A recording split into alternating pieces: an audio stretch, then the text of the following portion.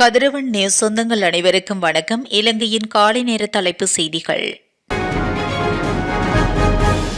1 kilo கோதுமை மாவின் விலையை 25 ரூபாவினால் குறைக்கும் பட்சத்தில் பான் ஒன்றினை 100 ரூபாவினால் நுகர்வோருக்கு வழங்க முடியும் என அகில இலங்கை பேக்கரி சங்க பிரதிநிதிகள் தெரிவித்தனர். வர்த்தக வணிக உணவு பாதுகாப்பு மற்றும் கூட்டுறவு அபிவிருத்தி அமைச்சர் வசந்த சமரசிங்கவுடன் நேற்று முன்தினம் இடம்பெற்ற கலந்துரையாடலில் அகில இலங்கை பேக்கரி சங்க பிரதிநிதிகள் தெரிவித்தனர். அந்த அமைச்சில் இந்த கலந்துரையாடல் இடம்பெற்றுள்ளது. அகில இலங்கை பேக்கரி உரிமையாளர் சங்கத்தின் தலைவர் NK ஜெயவர்தன உள்ளிட்ட பேக்கரி உரிமையாளர்கள் குழு இந்த கலந்துரையாடலில் கலந்து கொண்டது. டாலரின் விலை குறைந்துள்ள போதிலும் 1 கிலோ கோதுமை மாவை 190 ரூபாவுக்கு கொள்வனவு செய்ய வேண்டியுள்ளதாக பேக்கரி உரிமையாளர்கள் அமைச்சரிடம் தெரிவித்தனர். 1 கிலோவுக்கு 45 ரூபா வரி குறைக்கப்பட்டு கோதுமை மாவை இறக்குமதி செய்யவிருக்கும் சந்தர்ப்பம் வழங்கினால் நிறுவனங்களின் ஏகபோக உரிமை உடைக்கப்படும் என பேக்கரி உரிமையாளர்கள் தெரிவித்தனர். இந்நிலையில் பான் விலை அதிகரிப்பினால் பான் பாவனை ஓரளவு குறைந்துள்ளதாகவும் பேக்கரி உரிமையாளர்கள் அமைச்சரிடம் தெரிவித்தனர். பேக்கரி உரிமையாளர்களுக்கு நிவாரணம் வழங்கப்படும் எனவும் அதற்காக கோதுமை மா மற்றும் வெண்ணெய் இறக்குமதியாளர்களை அழைத்து உடனடியாக கலந்துரையாடல் நடத்தப்படும் எனவும் அமைச்சர் பேக்கரி உரிமையாளருக்கு அறிவித்துள்ளார். வெளிநாட்டு வேலைவாய்ப்பு நிறுவனங்களில் நடைபெற்றுள்ள முறைகேடுகள் குறித்து 6000 முறைப்பாடுகள் கிடைக்கப்பெற்றுள்ளதாக வெளிவிவகார மற்றும் வெளிநாட்டு வேலைவாய்ப்பு பதில் அமைச்சர் அருண் கேமச்சந்திரா தெரிவித்துள்ளார். இந்த நிலையில் குறித்த முறைப்பாடுகளை அதிகாரிகள் பெற்றுக் கொண்டுள்ள நிலையில் அந்நிறுவனங்களின் உரிமங்களை இடைநிறுத்தல் மற்றும் சட்ட ரீதியாக வழக்கு தொடுத்தல் உள்ளிட்ட நடவடிக்கைகள் முன்னெடுக்கப்பட்டு வருவதாக அவர் தெரிவித்துள்ளார். இலங்கை வெளிநாட்டு வேலைவாய்ப்பு பணியகத்தில் பதிவு செய்யப்பட்ட நிறுவனங்களுக்கும் பதிவு செய்யப்படாத நிறுவனங்களுக்கும் வெவ்வேறு சட்ட கட்டமைப்புகள் பொருத்தக்கூடியவையாக உள்ளன. எனவே கடந்த காலங்களில் 2 பிரிவுகளையும் சேர்ந்த நிறுவனங்களுக்கு எதிராக முறைப்பாடுகள் கிடைத்துள்ளன. தற்போது நாளாந்தம் ஏராளமான முறைப்பாடுகள் கிடைக்கப்பெற்று வருகின்றன. மேலும் இந்நிலையில் அண்மை காலத்தில் முறைப்பாடுகளுடன் தொடர்புடைய 6000 நிறுவனங்களுக்கு எதிராக முறைப்பாடுகள் அதிகாரிகளுக்கு கிடைத்துள்ளதாக அவர் மேலும் தெரிவித்துள்ளார். கடந்த காலகட்டத்தில் மாகாண சபைகளுக்கு சொந்தமான 2000க்கும் மேற்பட்ட வாகனங்கள் காணாமல் போயுள்ளதாக தெரிவிக்கப்படுகிறது. பொது நிர்வாக மாகாண சபை மற்றும் உள்ளூராட்சி அமைச்சின் வட்டாரங்களை மேற்கோள் காட்டி இந்த செய்தி வெளியாகுள்ளது. இவ்வாறு காணாமல் போன வாகனங்களில் பல சொகுசு கார்கள் மற்றும் ஜீப் வண்டிகள் உள்ளடங்குவதாக தெரிவிக்கப்படுகிறது. இதன்படி மாகாண சபைகளின் பல்வேறு அமைச்சுகள் மற்றும் நிறுவனங்களுக்கு சொந்தமான வாகனங்களே அவ்வப்போது காணாமல் போயுள்ளதாக தகவல் வெளியாகுள்ளது. இந்நிலையில் அந்த வாகனங்கள் குறித்த தகவல்களை கண்டறிய தற்போது விசாரணைகள் நடத்தப்பட்டு வருவதாக தெரிவிக்கப்படுகிறது. மேலும் மாகாண சபைகளின் தலைவர்களுக்கு ஒதுக்கப்பட்ட சில சொகுசு வாகனங்கள் அரசியல்வாதிகளுக்கு நட்பமான சில சிறிய அதிகாரிகளால் பயன்படுத்தப்பட்டதாகவும் தகவல்கள் வெளியாகியுள்ளன. வடக்கு உட்பட நாட்டின் 9 மாகாணங்களிலும் போலி வைத்தியர்கள் அடையாளம் காணப்பட்டு அவர்களுக்கு எதிராக சட்ட நடவடிக்கை எடுக்கப்படும் என்று சுகாதார அமைச்சர் நலிந்த ஜெயதிச தெரிவித்துள்ளார். இது தொடர்பில் அவர் மேலும் கூறுகையில், வடக்கு உட்பட நாட்டின் 9 மாகாணங்களிலும் போலி வைத்தியர்கள் சிலர் கடமையாற்றுகிறார்கள். அவர்கள் அடையாளம் காணப்பட்டு அவர்களுக்கு எதிராக சட்ட நடவடிக்கை எடுக்கப்படும். மருத்துவத்துறை மகத்தானது. போலி வேடம் தயாரித்து வரும் மருத்துவத்துறைக்குள் நுழைய முடியாது. மக்களின் உயிருடன் விளையாட எவருக்கும் இடமளிக்க முடியாது என்று குறிப்பிட்டுள்ளார். கம்பளை தவுளகல பிரதேசத்தில் பாடசாலை மாணவி கடத்தப்பட்ட விவகாரம் தொடர்பில் கைது செய்யப்பட்ட பிரதான சந்தேக நபரின் தாயார் பல்வேறு தகவல்களை வெளியிட்டுள்ளார். கடத்தப்பட்டதாக கூறப்படும் மாணவி தன்னுடைய சகோதரியின் மகள் என்றும் தனது மகனை சகோதரருடைய குடும்பத்தார் ஏமாற்றியதாகவும் அவர் குறிப்பிட்டுள்ளார். தவுளகல பகுதியில் பாடசாலை மாணவி கடத்தப்பட்ட விவகாரம் தொடர்பில் கைது செய்யப்பட்ட சந்தேக நபர்கள் நேற்று முன்தினம் கம்பளை நீதிமன்றத்தில் முன்னிலைப்படுத்தப்பட்டனர். இதன்போது கடத்தலில் ஈடுபட்ட பிரதான சந்தேக நபரை வேனின் சாரதியையும் எதிர்வரும் 27ஆம் தேதி வரை விளக்கமறியலை வைக்குமாறு நீதிமன்றம் உத்தரவிட்டது.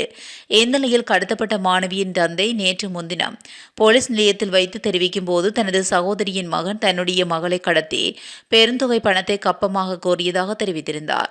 இந்நிலையில் நேற்று முன்தினம் கைது செய்யப்பட்டவர்கள் மற்றும் கடத்தப்பட்ட மாணவி ஆகியோர் நீதிமன்றில் முன்னிலைப்படுத்தப்பட்ட நிலையில் நீதிமன்ற வளாகத்தில் வைத்து பிரதான சந்தேக நபரின் தாயார் மாணவியின் தந்தை சுமத்திய குற்றச்சாட்டுகளை மறுத்துள்ளார்.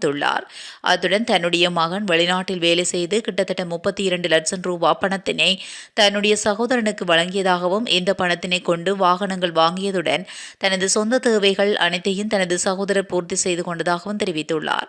மேலும் தனது சகோதரனுடைய மகளுக்கும் தன்னுடைய மகனுக்கும் திருமணம் செய்வதாக குடும்பத்துக்கு பேச்சுவார்த்தை நடைபெற்றிருந்த நிலையில் பெருந்தொகையான பணத்தினை பெற்றுக்கொண்ட பின்னர் தன்னுடைய மகனை தனது சகோதரன் வீட்டை விட்டு வெளியேற்றிவிட்டதாகவும் அந்த தாயார் குற்றம் சுமத்தியுள்ளார். இதேவேளை கடத்தி செல்லப்படும் போது தனது தந்தை மீது தவறில்லை என்றால் அந்த மாணவி அம்பாறை வரை செல்லாமல் இடையிலேயே கத்தி கூச்சலிட்டு தன்னை காப்பாற்றிக் கொண்டிருக்கலாம். தனது தகப்பன் மீதிருந்த தவறை உணர்ந்ததனாலேயே மாணவி அமைதியாக சென்றதாக குறித்த தாயார் மேலும் சுட்டிக்காட்டியுள்ளார். அமைச்சர்களின் இல்லங்களை வாடகைக்கு பெற்றுக்கொள்ள பல நிறுவனங்கள் ஆர்வம் காட்டியுள்ளதாக பொது நிர்வாக அமைச்சர் பேராசிரியர் சந்தன அபேரத்ன தெரிவித்துள்ளார். இதற்கான கோரிக்கைகளை 10க்கும் மேற்பட்ட நிறுவனங்கள் முன்வைத்துள்ளதாக அவர் குறிப்பிட்டுள்ளார். அமைச்சர்களின் இல்லங்களுக்கு மேலதிகமாக பல அரசு நிறுவனங்கள் மற்றும் நீதிபதிகளின் இல்லங்கள் என்பனவற்றுக்கும் கோரிக்கை விடுக்கப்பட்டுள்ளன. இந்நிலையில் அமைச்சர்களுக்கான இல்லங்கள் மற்றும் ஜனாதிபதி இல்லங்கள் தொடர்பான விடயங்களை ஆராய்வதற்காக குழு ஒன்று நியமிக்கப்பட்டுள்ளதாக அமைச்சர் குறிப்பிட்டுள்ளார். குழுவினால் வழங்கப்படும் அறிக்கைக்கு அமைய இறுதி முடிவு எட்டப்படும் என்று அமைச்சர் தெரிவித்துள்ளார். இதேவேளை சில அமைச்சர் இல்லங்கள் பாழடைந்து பயன்படுத்த முடியாத நிலையில் உள்ளது. நிதி பிரச்சினை இருப்பதனால் இவற்றை சீர் செய்ய முடியாத நிலை ஏற்பட்டுள்ளதாகவும் அமைச்சர் சந்தன அபேரத்ன மேலும் தெரிவித்துள்ளார். கொழும்பு, கண்டி, நுவரெலியா, அனுராதபுரம், கதிர்காமம், யாழ்ப்பாணம், எம்லிப்பிட்டி, பெந்தோட்டை மற்றும் மகியங்கனை பகுதிகளில் ஜனாதிபதி இல்லங்கள் உள்ளமை குறிப்பிடத்தக்கது. தலவாக்கலை போலீஸ் பிரிவுக்கு உட்பட்ட மேல்கொத்மலை நீர்த்தேக்கத்திலிருந்து நேற்றைய தினம் ஆணின் சடலம் ஒன்று மீட்கப்பட்டுள்ளது. மதியம் 3 மணியளவில் இந்த சடலம் மீட்கப்பட்டதாக தலவாக்கலை போலீசார் தெரிவித்துள்ளனர். சடலம் ஒன்று மிதப்பதை கண்ட பிரதேசவாசிகள் தலவாக்கலை போலீசாருக்கு அறிவித்த நிலையில் சம்பவ இடத்துக்கு வந்த போலீசார் சடலத்தினை மீட்டுள்ளனர். சடலமாக மீட்கப்பட்ட ஆண் நீரில் அடித்துக் கொண்டு வந்து உயிரிழந்தாரா அல்லது நீர்த்தேக்கத்தில் பாய்ந்து உயிரிழந்தாரா என்பது தொடர்பில் விசாரணைகள் மேற்கொள்ளப்பட்டு வருகின்றன. சடலம் இதுவரை அடையாளம் காணப்படவில்லை என்று உயிரிழந்தவர் சுமார் 30 தொடக்கம் 40 வயது கிடைப்பட்ட ஆண் என்று போலீசார் தெரிவித்துள்ளனர். மரண விசாரணைகளின் பின் சடலம் வைத்திய பரிசோதனைக்காக நுவரெலியா மாவட்ட வைத்தியசாலைக்கு அனுப்பி வைக்கப்பட உள்ளதாக போலீசார் மேலும் தெரிவித்தனர். தன்னை நாடாளுமன்ற உறுப்பினர் பதவியிலிருந்து தகுதி நீக்கம் செய்ய உத்தரவிடக் கோரி தாக்கல் செய்யப்பட்ட மனுவுக்கு வரையறுக்கப்பட்ட ஆட்சேபனைகளை தாக்கல் செய்ய அனுமதி கோரி யாழ் மாவட்ட நாடாளுமன்ற உறுப்பினர் ராமநாதன் அர்ச்சுனா தனது சட்டத்தரணிகள் ஊடாக நேற்று மேன்முறையீட்டு நீதிமன்றத்தினர் சமர்ப்பணங்களை முன்வைத்துள்ளார். இந்த மனு நேற்று மேன்முறையீட்டு நீதிமன்ற நீதிபதி எம் கொபல்லவ முன்னிலையில் விசாரணைக்கு எடுத்துக் கொள்ளப்பட்டது. இதன்போது பிரதிவாதியான நாடாளுமன்ற உறுப்பினர் ராமநாதன் அர்ச்சுனா சார்பில் முன்னிலையான சட்டத்தரணி சேனானிய தயாரத்ன நீதிமன்றத்தின் முன் சமர்ப்பணங்களை முன்வைத்து இந்த வழக்கு தொடர்பாக ஆட்சேபனைகளை தாக்கல் செய்ய தனது கட்சிக்காரருக்கு கால அவகாசம் வழங்குமாறு கோரியுள்ளார். இருப்பினும் அமர்வு முறையாக அமைக்கப்படாததனால் மறுநாள் இந்த கோரிக்கையை முன்வைக்குமாறு நீதிபதி சட்டத்தரணியிடம் தெரிவித்துள்ளார். இதையடுத்து சம்பந்தப்பட்ட மனுவை வரும் 31ஆம் தேதி விசாரணைக்கு எடுத்துக்கொள்ள உத்தரவிடப்பட்டுள்ளது. நாடாளுமன்ற உறுப்பினர் ராமநாதன் அர்ச்சுனா அரச வைத்தியராக பணியாற்றிக் கொண்டு கடந்த பொது தேர்தலில் போட்டியிட்டதன் மூலம் நாடாளுமன்ற தேர்தல் சட்டத்தை மீறியுள்ளதாகவும் அதன்படி அவர் நாடாளுமன்ற உறுப்பினராக பதவி வகிக்க தகுதியற்றவர் என்றும் குறிப்பிட்டு இந்த மனுவை அபிநவ நிவகல் பெரமுனவின் தலைவர் ஓஷல்ல கேரத் தாக்கல் செய்திருந்தார். அதன்படி குறித்த நாடாளுமன்ற உறுப்பினர் பதவியை வலுவிலக்க செய்யும் உத்தரவை பிறப்பிக்க வேண்டும் என்று அவர் தனது மனுவில் குறிப்பிட்டுள்ளார். இலங்கை அரசாங்கம் ஒரே சீனா கொள்கையை ஆதரிப்பதாக சீன ஜனாதிபதி ஷி ஜின்பிங்கிடம் ஜனாதிபதி அனுரகுமார திசநாயக்க தெரிவித்துள்ளார். சீனாவுக்கு அரச முறை பயணம் மேற்கொண்டுள்ள ஜனாதிபதி அனுரகுமார திசநாயக்க நேற்று அந்நாட்டு ஜனாதிபதியுடனான சந்திப்பின் போதே இதனை தெரிவித்துள்ளார்.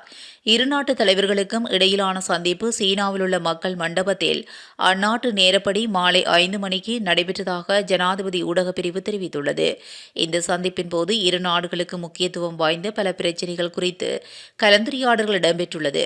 இதன்போது ஜனாதிபதி அனுரகுமார திசநாயக்க தெரிவிக்கையில் சீனாவின் பொருளாதாரம், தொழில்துறை மற்றும் தொழில்நுட்பம், உட்கட்டமைப்பு மேம்பாடு மற்றும் மனித மேம்பாட்டில் அடைந்துள்ள மகத்தான முன்னேற்றத்தில் இலங்கை மிகவும் மகிழ்ச்சி அடைகிறது. எமது அரசாங்கம் இருதரப்பு மற்றும் பலதரப்பு உட்பட அனைத்து துறைகளிலும் ஒரே சீனா கொள்கையை ஆதரிக்கிறது.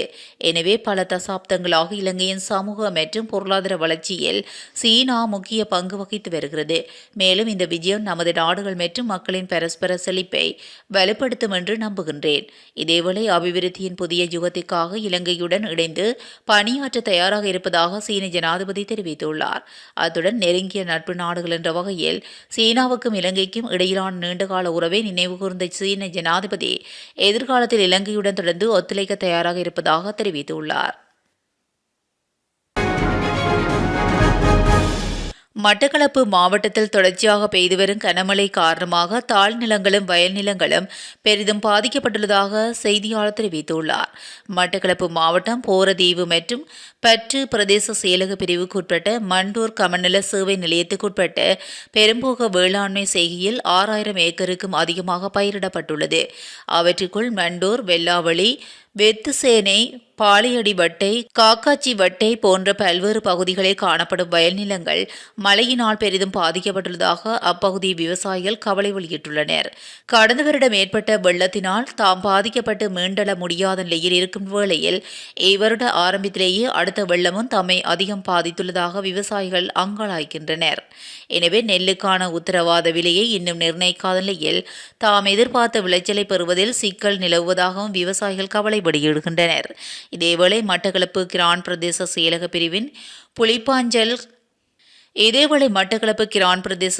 பிரிவின் புலிப்பாஞ்சகல் பாதையில் நீர்மட்டம் உயர்ந்திருப்பதனால் அந்த பாதையின் போக்குவரத்து தடைப்பட்டுள்ளதுடன் மக்களின் போக்குவரத்துக்காக இயந்திர படகுகள் சேவையில் ஈடுபடுத்தப்பட்டுள்ளன. மேலும் மாவட்டத்தின் சில குளங்களின் வான்கதவுகள் திறக்கப்பட்டுள்ளமையால் ஆற்றினை அண்டிய பிரதேசங்கள் மற்றும் தாழ்நில பிரதேசங்களில் வாழும் மக்கள் அவதானத்துடன் இருப்பதுடன் கடல், ஆறு, குளம் போன்ற நீர்நிலைகளில் நீராடுவதை தவிர்ப்பதுடன் மீன்பிடி நடவடிக்கைகளில் மிக மிக அவதானத்துடன் இருக்குமாறு மட்டக்களப்பு மாவட்ட அனர்த்த முகாமைத்துவ பிரிவு அறிவுறுத்தியுள்ளது. இத்துடன் இலங்கையின் காலை நேர தலைப்பு செய்திகள் நிறைவடைகின்றன. தொடர்ந்தும் செய்திகளோடு இணைந்திருக்க கதிரவன் நியூஸுடன் இணைந்திருங்கள். நன்றி, வணக்கம்.